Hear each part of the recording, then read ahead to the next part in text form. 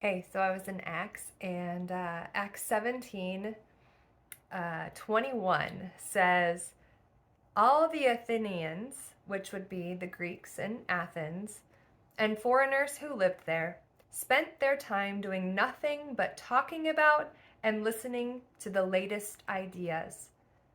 In the Bible, we can see that the Greek culture was all about philosophy and just talking about random things.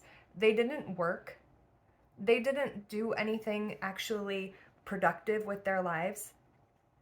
They just sat around and talked about stuff for hours and hours and hours.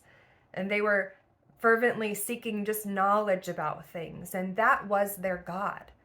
That was what they put all of their time into. Whereas Paul is coming from a more Hebrew mindset of actually being productive with your time and actually knowing and doing a trade and ministering the gospel. And he was trying to talk to these people in Athens, and they were just like, what are you talking about? Let's entertain this new idea. Have you ever known someone who, or maybe a group of people, and they just sit around and they just talk about stuff for like 45 minutes? They'll be talking and never make a point.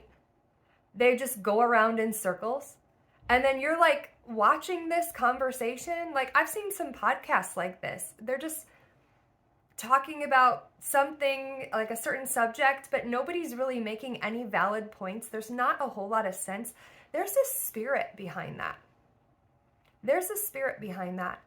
And that is the culture of the Greeks. That's the Greek mindset.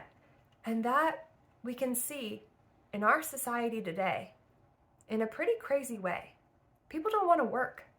They don't want to do anything with their lives. They just want to sit around and talk about stuff. It's kind of weird.